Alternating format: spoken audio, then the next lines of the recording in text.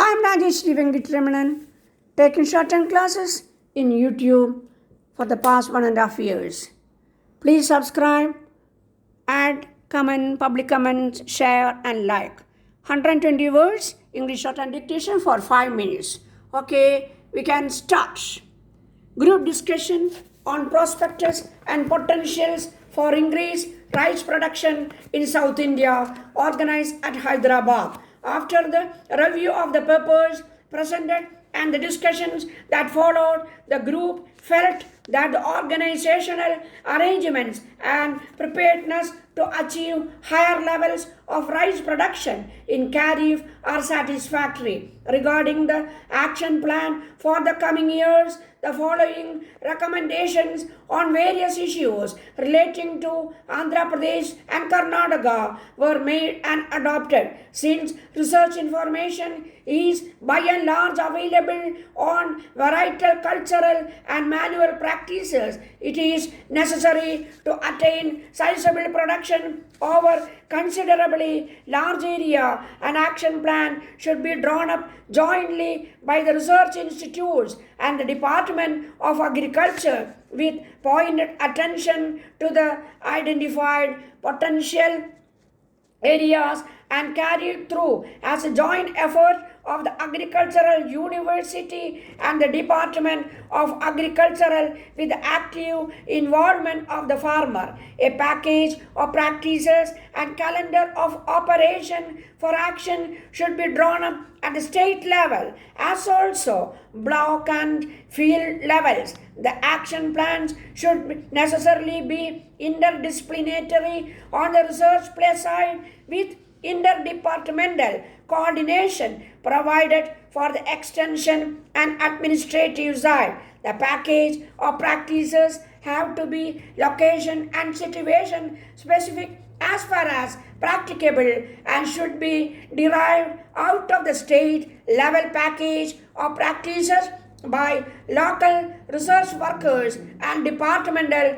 personnel. The points identified in the action program for production efforts on a broad front should be carried out immediately to achieve results. Thus, for example, the identification of areas of nutrient deficiencies, rescheduling of irrigation to suit agronomic requirements, mass campaigns for timely plantings of the crops and plant protection measures in endemic areas through an exploitation of chemical control and varietal resistance. There is imperative and urgent need for reallocation of departmental staff and priorities to the identified production zone on a long-term basis so that the staff can get experiences and achieve practical results. The members of the production team, particularly at the block level, should be made responsible exclusively for agricultural activities